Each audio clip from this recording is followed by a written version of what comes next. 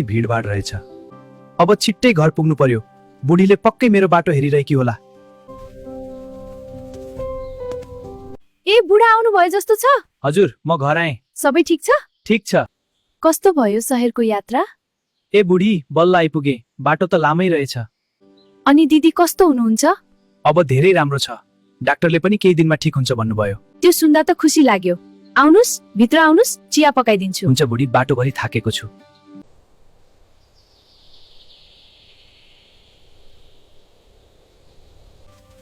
ए दाइहरू, बिहानै धारा त आज निकै भिड रहेछ है। तिमी त हिजो सहर गएका थियौ नि, कहिले फर्कियौ? हिजै बेलुका फर्कियौ। सहरको भिड देखेर त मलाई हाम्रो गाउँ नै राम्रो लाग्यो। त्यसो भए फेरि सहर जाने मन छैन होला है? हामी गाउँकै मुसा, सहर हाम्रो बस्ने ठाउँ होइन। अब घर गएर बुढीसँग चिया खानुपर्छ। ए बुढा, बिहानै कहाँ जानु भएको? धारामा गएको थिएँ नि, अलि गफ पनि गरेर आएँ।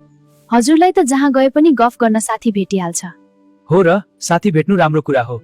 साथी त धेरै छन्, तर बिहानको चिया त तिमीले बनाएको नै राम्रो लाग्छ। अनि बस्नुस्, म अहिले चिया बनाइहाल्छु। ए